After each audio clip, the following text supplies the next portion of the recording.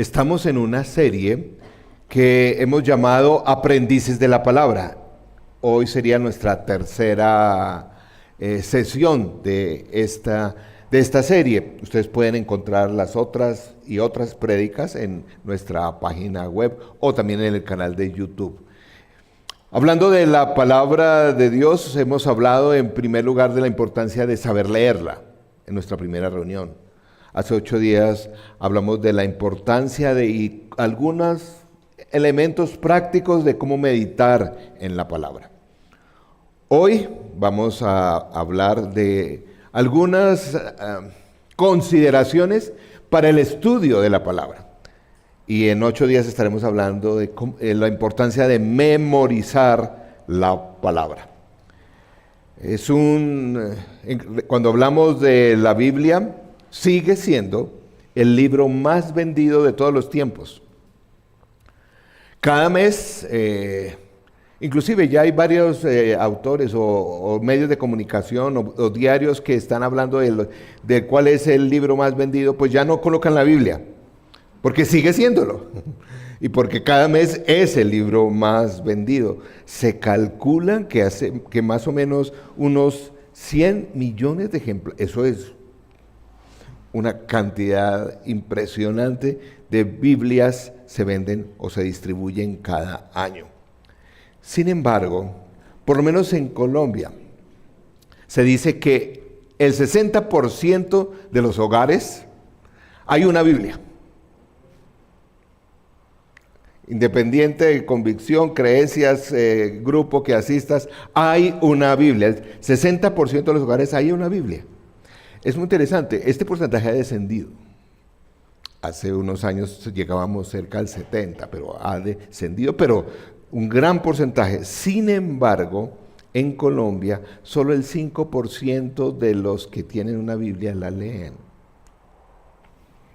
En las comunidades cristianas, el grupo de edad que se ha clasificado como los cristianos, millennials, o mileniales, como algunos le dicen, estos que han nacido como desde el 95 para adelante, hasta más o menos 2005 y pico, estos jóvenes o estas personas, hombres y mujeres cristianos, cada vez inmediatamente se levantan, el 84% de ellos, lo primero que consultan es su celular.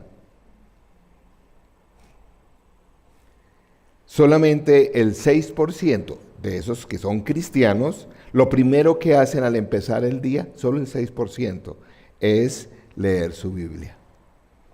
Hay una necesidad de que la Biblia vaya recobrando pues ese papel que debe tener en nuestra vida. Por eso estamos haciendo énfasis en esta serie. Vivimos en una época extraña también, donde podemos muy fácilmente tener acceso a una Biblia y también a una comunidad cristiana, por lo menos en nuestro país, y a magníficas enseñanzas acerca de la palabra. Están disponibles en muchos formatos, en varios idiomas, no solamente predicadores o maestros locales, sino internacionales, están disponibles, pero desconocemos mucho de las Escrituras. Y estamos haciendo ese énfasis porque la Biblia, esa biblioteca de libros, eso es importante para el estudio, vamos a ver ahora más adelante, pues fue diseñada y fue entregada, nos ha dado a nosotros como un instrumento a través del cual el Señor Jesús nos discipula. Somos seguidores de Él. Y la invitación de estar con Él es a través de la palabra, de ser como Él a través de la palabra, de hacer las cosas que Él hace al conocer la palabra. Pero a veces en nuestra sociedad contemporánea, cuando se menciona el tema de la Biblia o el estudio de la Biblia en términos generales, para algunos se convierte en un problema. Es un enigma, para algunos la Biblia es un obstáculo moral, a otros un obstáculo intelectual, Inclusive hay algunos cristianos que están diciendo, no, yo soy un cristiano que solo me relaciono con Jesús. La Biblia es algo que está ahí. Es imposible hacerlo. Veamos un poco el ejemplo de Jesús con respecto al uso de las Escrituras y el conocimiento de las Escrituras. Estamos animando a, si pueden en casa, a leer su Biblia física, como dicen ahora. Vamos a leer un pasaje en Lucas capítulo 4, verso 1, y quisiera invitarles, si lo tienen, a que se pongan de pie. Vamos a leer la palabra del Señor, y los que tengan o ya hayan buscado allí en su celular, donde la tengan. Eso. Si me permiten, voy a leer para ustedes el texto de la tentación del Señor Jesús. Lucas capítulo 4, versos 1 al 13, dice así: Jesús, lleno del Espíritu Santo, volvió del Jordán y fue llevado por el Espíritu al desierto. Recuerden que fue inmediatamente después del bautizo, cuando había sido reconocido por el Padre. Allí estuvo 40 días y fue tentado por el diablo. No comió nada durante esos días, pasados los cuales tuvo hambre. Si eres el Hijo de Dios, le propuso el diablo, dile a esta piedra que se convierta en pan. Jesús le respondió, escrito está, no solo de pan vive el hombre. Entonces el diablo lo llevó a un lugar alto y le mostró en un instante todos los reinos del mundo. Sobre estos reinos y todo su esplendor le dijo, te daré autoridad, porque a mí me ha sido entregada y puedo dársela a quien yo quiera. Así que si me adoras, todo será tuyo. Jesús le contestó, escrito está, adora al Señor tu Dios y sírvele solamente a Él. El diablo lo llevó luego a Jerusalén e hizo que se pusiera de pie en la parte más alta del templo y le dijo, si eres el Hijo de Dios, tírate de aquí, pues escrito está, ordenará que sus ángeles le cuiden, te sostendrán en sus manos para que no tropieces con piedra alguna. También está escrito, no pongas a prueba al Señor tu Dios, le replicó Jesús. Así que el diablo, habiendo agotado todo recurso de tentación, lo dejó hasta otra oportunidad. Amén. Podemos tomar asiento. En ese mismo texto vemos varias cosas. La forma como, no sé si se dan cuenta, como el Señor Jesús no se pone con diálogos, discusiones, sino dice, escrito está. Una fórmula que Jesús usa normalmente. Él no se mete en discusiones, dice, en la palabra está esto. Por ejemplo, cuando dice, no solo de pan vive el hombre, pues esta es una cita de Deuteronomio capítulo 8. Allí está esta cita. Más adelante, cuando el diablo lo tienta para recibir supuestamente todos estos reinos, vuelve y otra vez el Señor cita en Deuteronomio capítulo 6, otro versículo donde dice, adora al Señor tu Dios y sírvele solamente a Él. Él menciona, y sin embargo, también, no sé si lo notan, el diablo sabe Biblia, porque la cita ahí varias veces, citó el Salmo 91, en fin, el Salmo también, el diablo también sabe de Biblia, pero la está utilizando de forma inadecuada. Fíjense cómo el Señor Jesús de forma automática responde con las Escrituras ante los cuestionamientos. Ese tipo de capacidad la estamos perdiendo mucho en el día de hoy. En el diario vivir que se presentan preguntas, retos o a veces cuestionamientos de nuestra fe. Es decir, un momentico, pues no sé, voy a preguntarle al pastor o a alguien. El Señor Jesús, no sé si notan, es algo como se dicen ahora en neurociencias, la primera reacción es lo que hay adentro en su mente, citar las escrituras, es como su lenguaje en medio de, en este caso, de la tentación. Pero como dije, el enemigo también la cita. Muy hábilmente manipula ligeramente el problema con la enseñanza, la educación, el día de las escrituras, que a veces ligeramente se puede manipular, y el Señor Jesús no cayó en esa trampa, pero en el día de hoy muchos podemos, si no estamos atentos, si no estudiamos, si no leemos nuestra propia escritura, podemos caer en esas trampas. El Señor Jesús, por ejemplo, en el Sermón de la Montaña,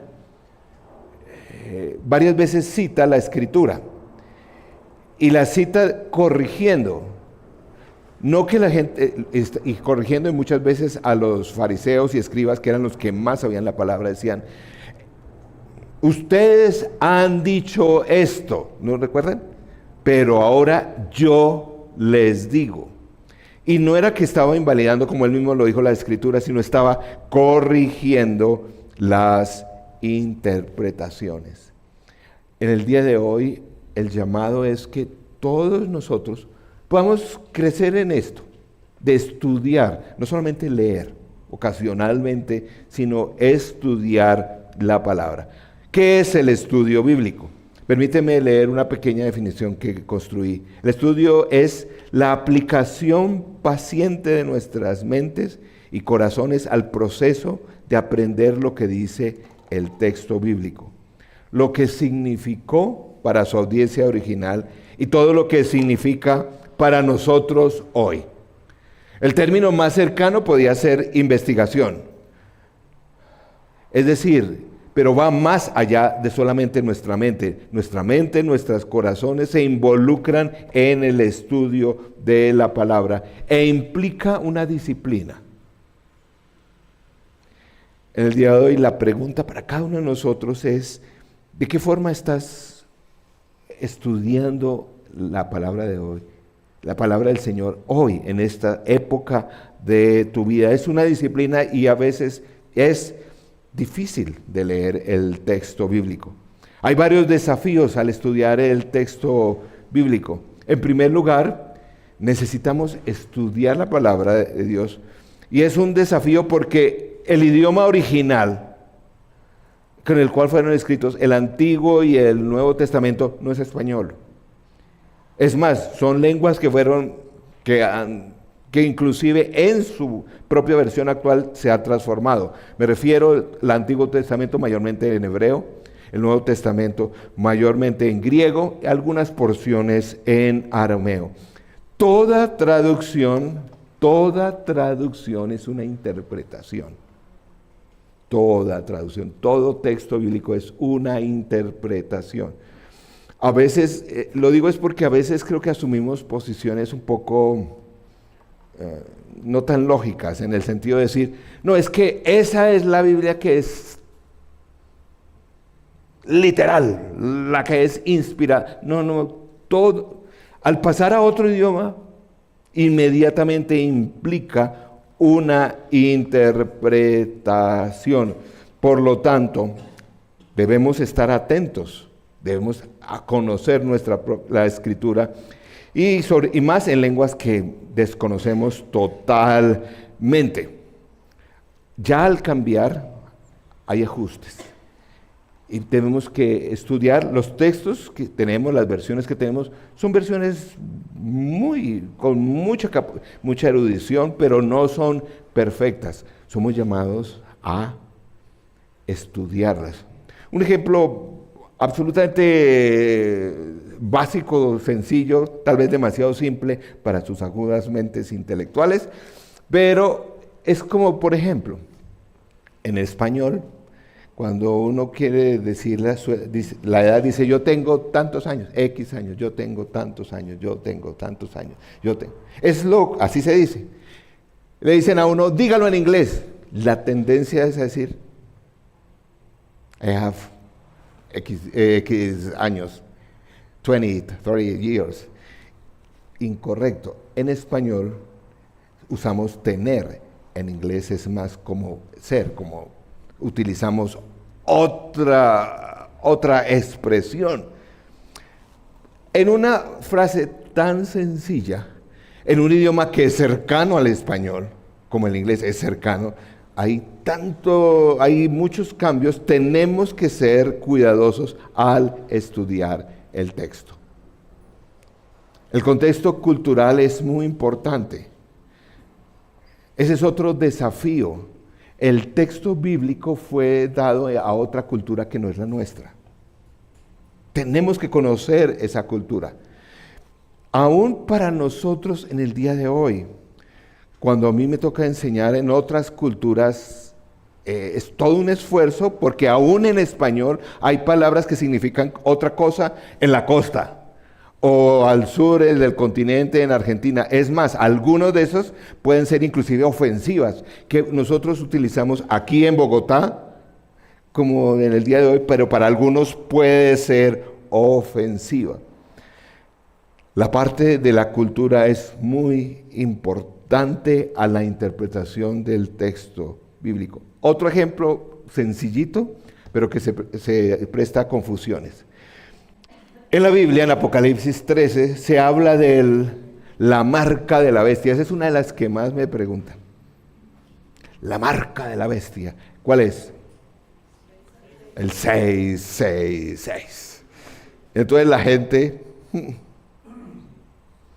dice, no, y si ven, y le sale una factura y el código de la factura 666. Sacando placas, uno de los funcionarios del tránsito decían, la gente se rehúsa a que le pongan la placa, el 666, a ver, porque esa es la marca de la bestia y bueno, no sé qué cosa. Les cuento una infidencia que no salga de aquí. En la parte... Ahí anota. En la parte central del número de mi cédula, adivine qué número está. Y hay personas que yo doy ¿cuál es su número de cédula? El 6, Me miran. Profesión, pastor.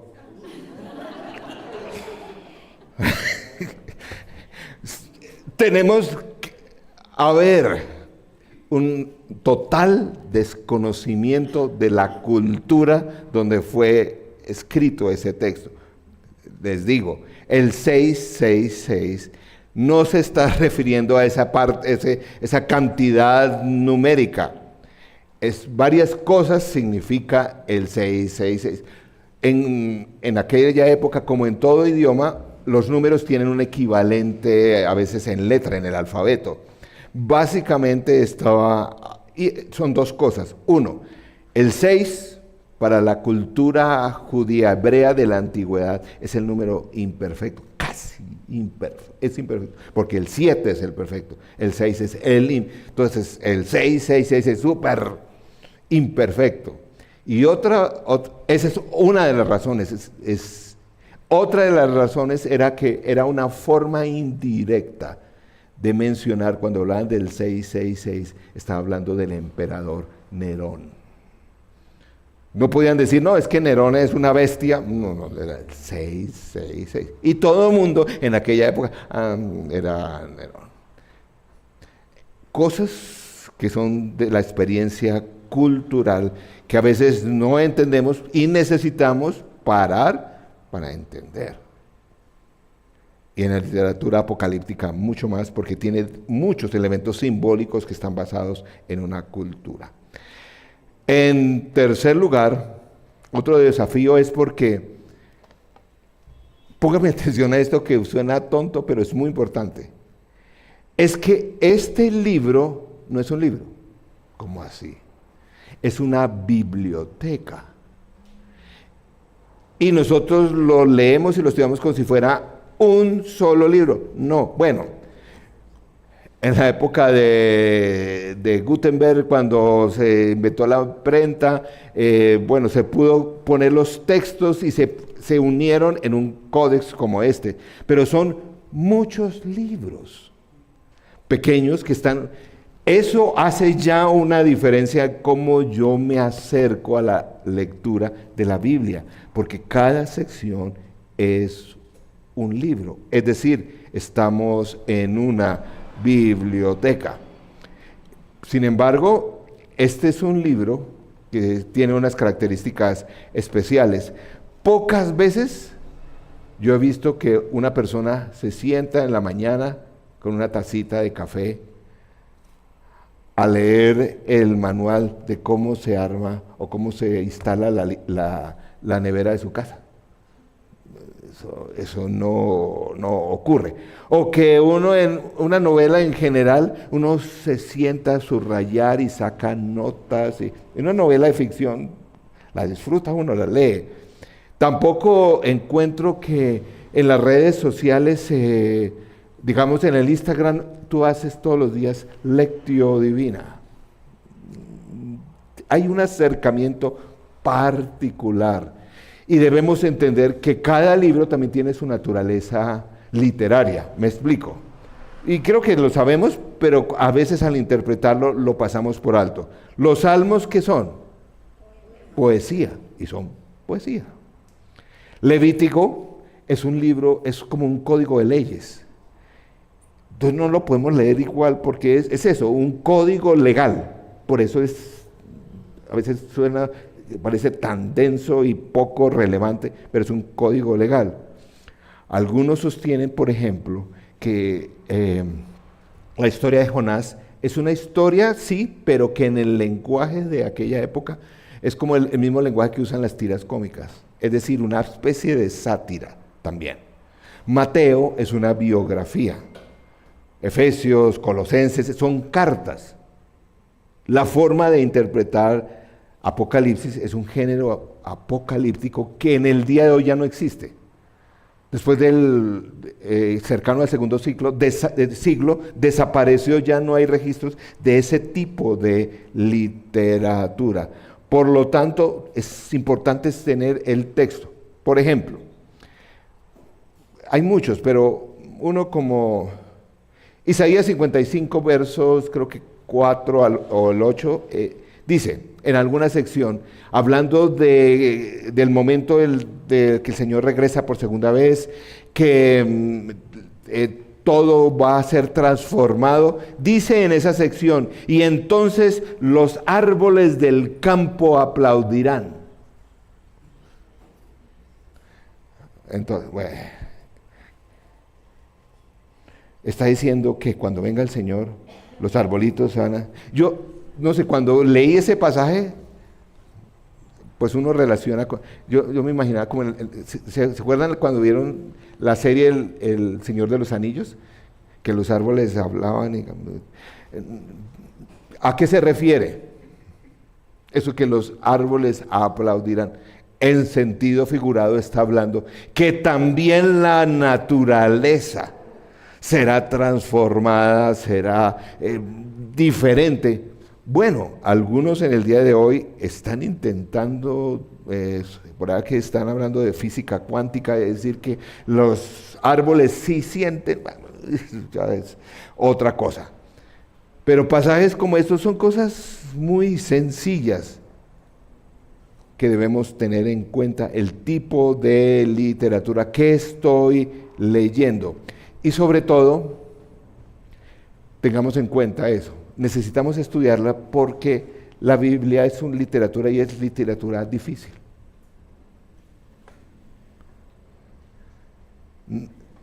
No sé cuántos leen ocasionalmente los clásicos, no sé, de la literatura. No sé, estoy últimamente empezando los hermanos Karamazov.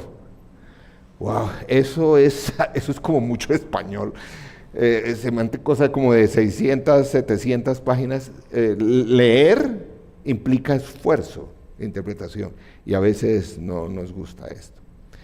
Otra forma otro desafío que es muy importante en el estudio es la progresión histórica, es decir, es una biblioteca que fue construida entre 1500 años, más o menos, por diferentes autores, como sabemos. Entonces no fueron escritos en la misma época. Eso tiene implicaciones importantes. Cuando estamos leyendo una parte de la Biblia, tenemos que ver qué época está escrita y para quiénes fue escrita. Pero aunque fue escrita en 1500 años, sí tiene, eso es lo particular de este texto bíblico, sí tiene una historia que le cubre todo. ¿Quién es el personaje central desde Génesis hasta Apocalipsis? Jesús. Y la Biblia fue escrita con esa perspectiva, pero fue escrita en épocas muy diferentes. Por eso,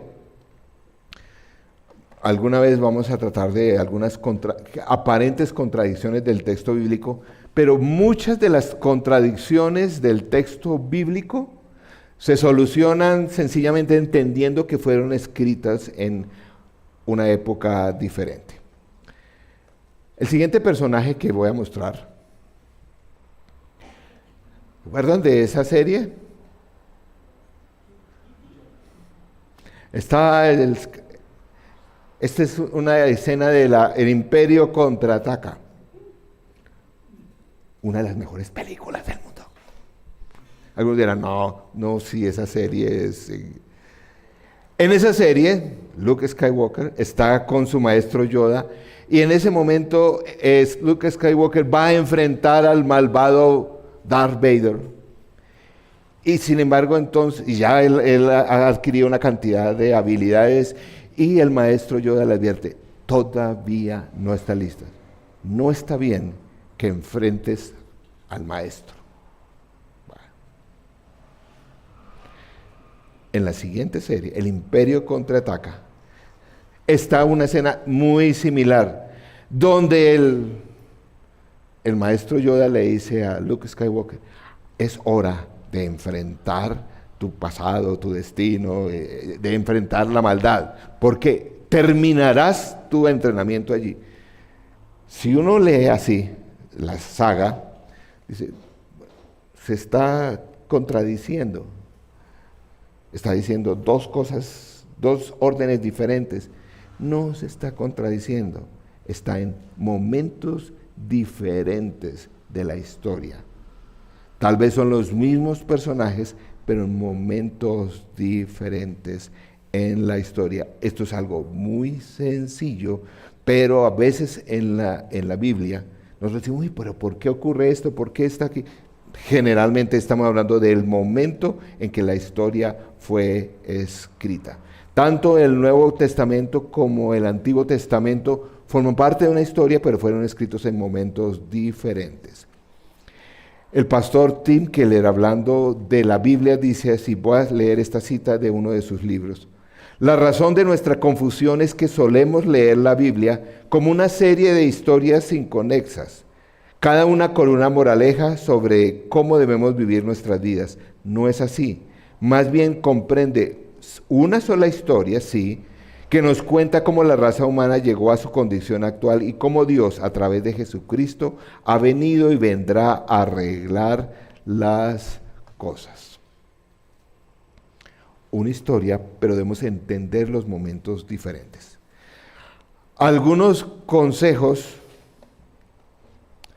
para incorporar el estudio en tu vida práctica. Porque es que hay personas que dicen, no, pues eso al pastor que le toca, pero no, todos podemos estudiar. La invitación es hacerlo. Es más, a raíz de esta serie vamos a empezar a abrir nuevamente espacios de estudio de la palabra. Aquí, pues para que estudios más profundos de la palabra, que más que leer, vamos a empezar a abrir espacios para que haya oportunidad de estudiar en comunidad el texto, que creo que hemos dejado un poquito al lado. En primer lugar, búscate un buen maestro. Colócate en buenos maestros. Oiga, aquí en la colina hay buenos maestros. Busca uno y acércate. Ninguno de los maestros somos inerrantes, es decir, nos equivocamos. Yo trato cuidadosamente, pero a mí me gustan las estadísticas y por lo menos el 20% de lo que digo no es exacto. Después digo, uy, yo dije eso. No lo hago a propósito, pero uno no puede estar siempre, no existe eso. Interpretación totalmente objetiva, todos le ponemos algo en la interpretación, pero busquemos maestros y por favor, estamos en una comunidad, consultemos, porque en el ambiente ahora tú puedes tener acceso a maestros en todo el mundo, en todo el planeta en español, pero ¿a cuál? No, y ojo con el cuento que dice, uy no, pero ha escrito 30 libros, pero de herejías todos. Y hay personas que se van casi a las manos porque es que el maestro de tal, fulano de tal, es que yo sigo a fulano de tal en el enlace y es que no es la palabra de... Pregunten un poquito. Algunas personas, un amigo me decía, él es creyente, pero él me decía, uy Juan, ahora con las redes, el YouTube, todo eso, dice, se le acabó el oficio de predicador, porque pues yo puedo coger el predicador en cualquier sitio del planeta con X bagaje o no, inclusive mucho más capacitados que usted, total. Pero es que la parte de enseñar implica no solamente un conocimiento, sino por otro lado un testimonio y una relación. Puede ser maestros que saben mucho, pero no te conocen a ti, no conocen la comunidad. Pero es importante tener maestros. En segundo lugar, no sé cuántos tienen una biblioteca de estudio. Sí. No tiene que ser En mi casa está que me echan por tantos libros. Yo tengo acá en el Consuelo dice, ni un libro más. Bueno. No tiene que ser de tanta cantidad, pero hay varias cosas que sí es importante. Un creyente que está tomando la cosa en serio de tener una Biblia de estudio. Aquí les podemos recomendar, hábleme, una Biblia de estudio es una excelente herramienta. Nuevamente, ojo, son herramientas, no es la palabra, pero no sé cuál Biblia de estudio, le podemos recomendar algunas Biblias de estudio. Lo básico, pues yo sé que se puede consultar en internet también muy fácil, un diccionario bíblico. ¿Tienen diccionario bíblico? Es de mucha ayuda. Uy, ¿esto qué palabra? Pues está ahí, busque el diccionario. Y hay muchos de ellos son excelentes trabajos. Cuando estamos trabajando en algún texto, ya debemos empezar a leer comentarios bíblicos. La gente no lee comentarios bíblicos. Yo voy con frecuencia a las librerías cristianas y los libros que más se venden es Descubre el propósito de Dios para tu vida, cómo ganar prosperidad, y bueno, todo eso sí se venden. Pero por ahí el comentario, una belleza de comentario sobre el libro de Hebreos. Yo pregunté, porque hay muchas mujeres que están aquí viendo Hebreos.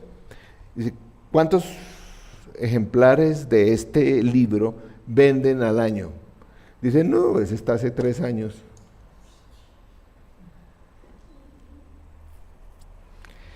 Comentarios de la palabra ayuda. Empecemos a invertir en una pequeña biblioteca que nos ayuda a estudiar.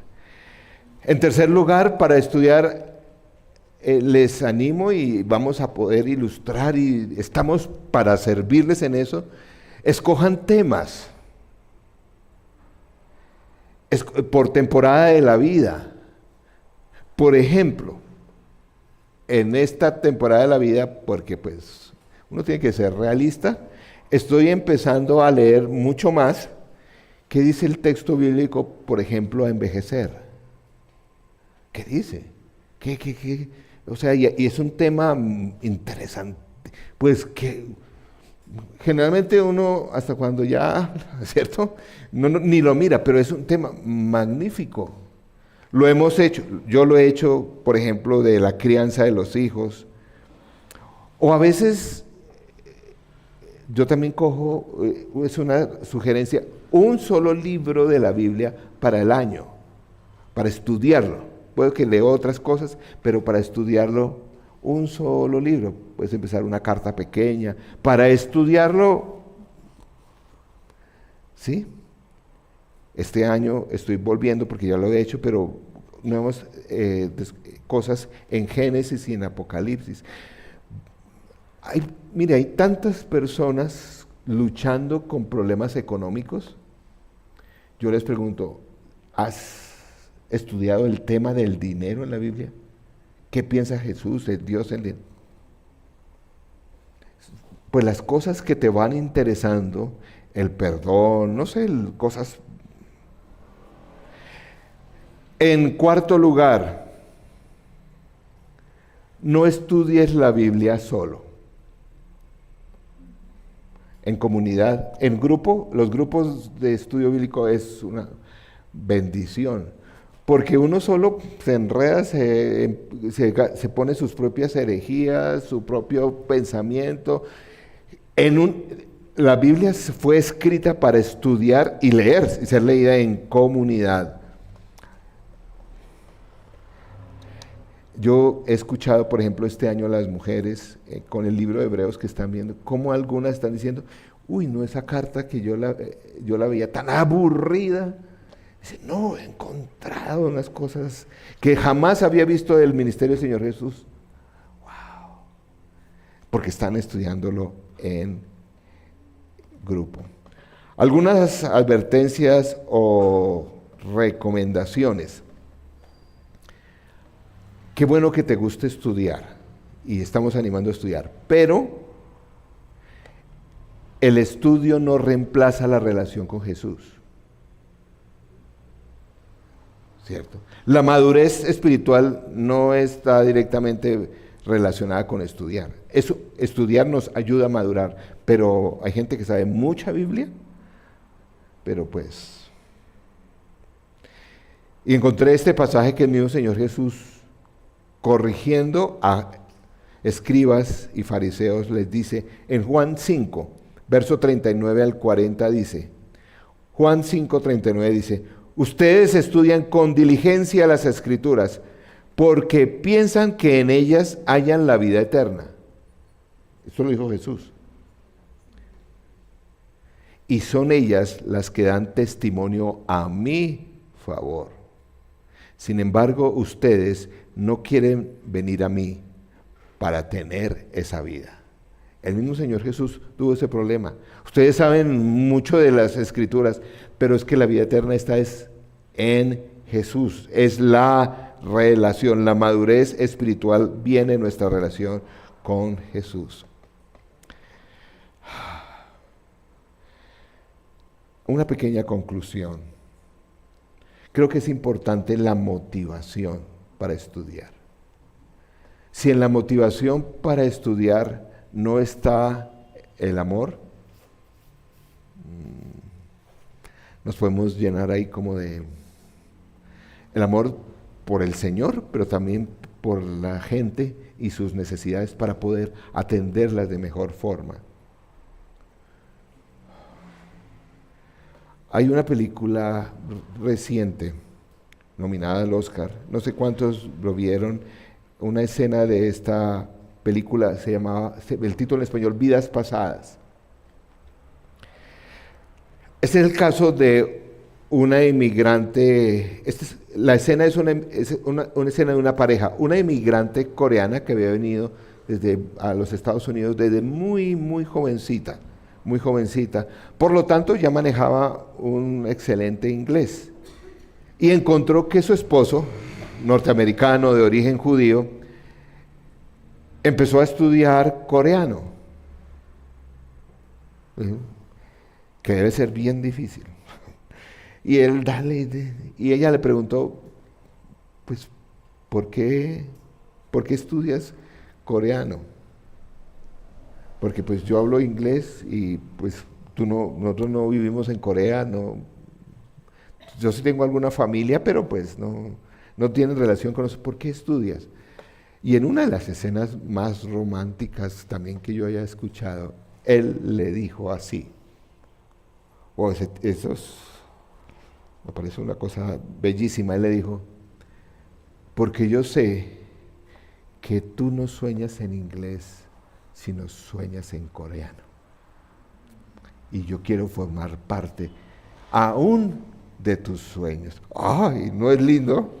No es que el tipo se esté matando, haciendo listados, escuchando películas y todo. Pues no,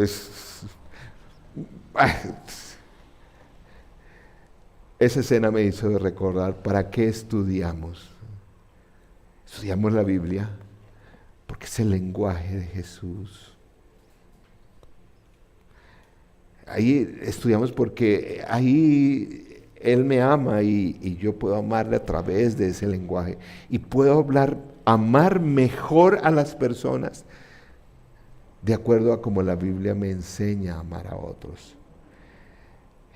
La invitación a estudiar no es a volvernos eruditos. Como una persona me dijo, entonces se necesita un PhD para poder leer la Biblia. No es eso.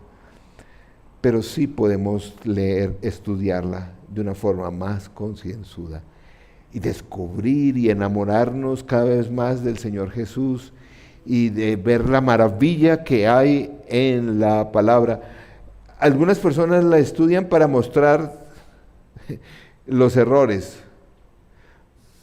que, entre comillas, hay en la Biblia. ¿Qué edificación va a tener ahí? Es muy importante el corazón con que nos acercamos al estudio de cualquier área en la vida, pero particularmente la Biblia. La invitación es entonces a que conozcamos más a Jesús, interactuemos más con Él estudiando la Biblia. Vamos a orar y vamos a... Ojalá esta semana puedan escoger un pasaje de la Biblia, algo que les anime, que estén leyendo y revisen un poquito más en sus Biblias de estudio, en un diccionario. Como dije, vamos a empezar a abrir algunos cursos para los que estén interesados en profundizar más la Biblia. Bueno, vamos a orar.